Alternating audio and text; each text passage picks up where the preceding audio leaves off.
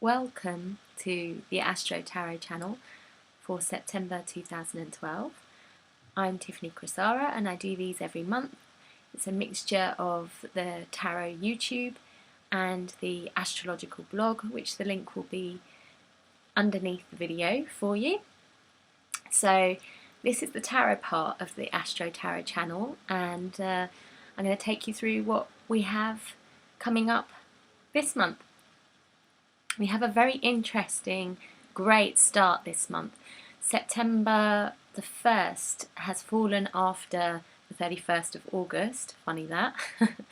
But on this 31st of August we had a blue moon in Pisces, which feels like it brought up lots and lots of things around subconscious and psychic debris.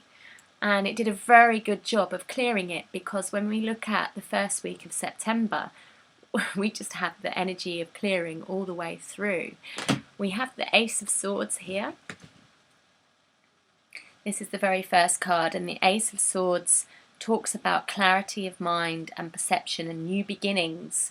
So a complete new energy around thoughts, ideas, perceptions, a feeling of being very free and that anything is possible.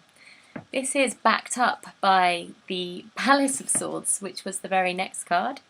And this one here just says that you're in the heart of that element. It's very much like the Ace, really, because the Ace says the same thing. So it's just being doubly clarified here, just how we have got completely into that huge clearing energy of the sword. It then goes into this one here, Transformation, which is the Death card, but is about rebirth. And so, as you can see here, we have a huge cleansing energy here for the first week in September. So if you want to shake off who you were and, you know, open yourself to being someone completely new, this is the time to do it. Going into the second week in September, this is also reiterated. It starts with the Wheel of Fortune, which is very much around change, you know, everything turning, everything changing. Of course, when that happens, there is always a little bit of sadness going on, and we have that being shown here with the Three of Swords. So it is showing that, you know, some things will be coming to an end. We'll need to let go of some things that maybe we are attached to, some thoughts about maybe who we are, and also who we thought other people were. You know, things like that can well be up for change. This is also re-amplified really by this card here, which is the Master.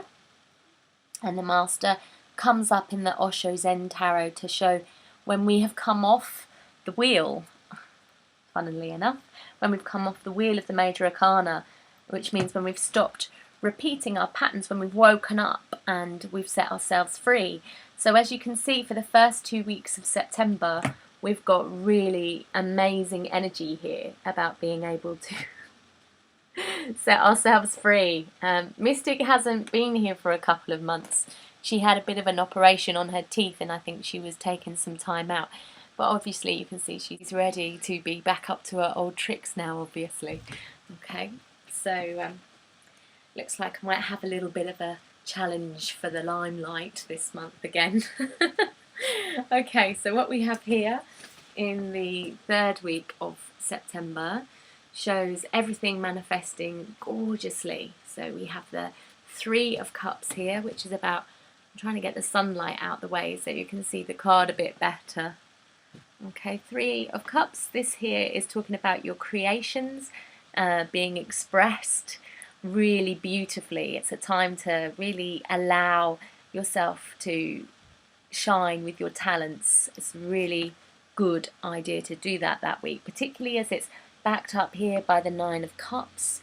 Fantastic for you know, being in the public eye and getting your platform out there. Really good for having lovely social time as well. So good time with friends and community. Has a lovely energy around the third week of September.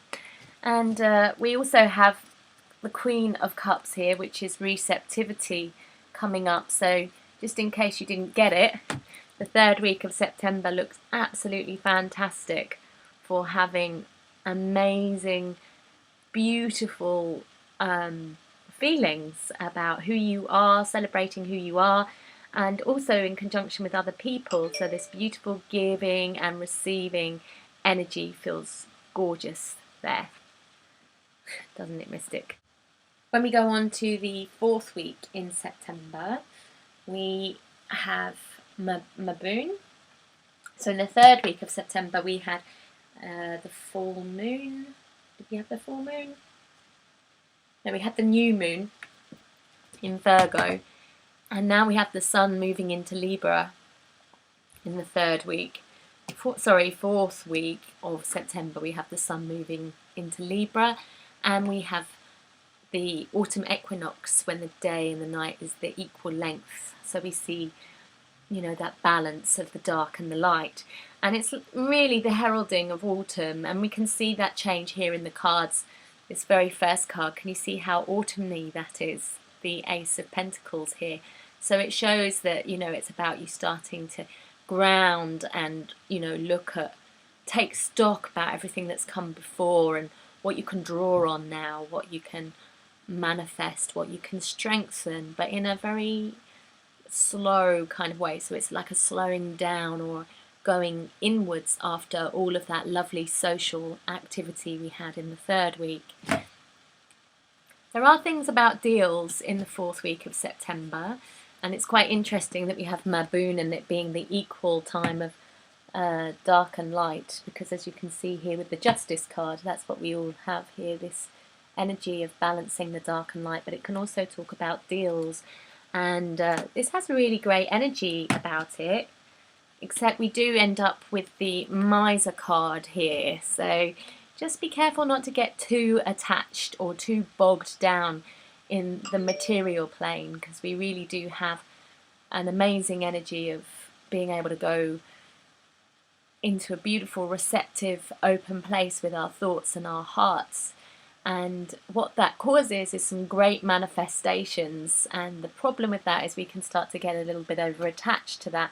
And there's a need to keep that in balance, particularly in the fourth week of September. Watch over September. This is the general for September. We have to remember that we are the creator of our thoughts and we put ourselves in our own prisons. So watch out for a tendency to feel hard done by. There's a real need to release yourself from your own thought prisons. This is clarified very strongly here with the Knight of Swords. Sorry, that's not the Knight of Swords, that's the King of Swords, saying you must become the king of your swords. You must become the king of your thoughts. Only you can free you. And this thing here about compromise, that's a little bit icky as well. And we're going back to the deal making here. So remember not to compromise yourself, your truth, your vision, particularly after finding it so well in the first week of September. And you know what? I'm going to leave you there this month because it just feels straight, simple and to the point. So I wish you the very best for September and Maboon. And I'll hope to see you again in October. My book's just come out, by the way, The Transformational Truth of Tarot. It's now available on Amazon. And also the You Can Shine TV series. I'll be doing a class on how to use tarot for yourself, for your transformation, for your spiritual path. And that is completely free, and when you sign up to that you get really great people like Judy Hall and Sonia Choquette with their amazing experience and gems of wisdom as well. So I'll put that link up underneath the YouTube video for you too. Okay, look forward to seeing you again soon. Take care now.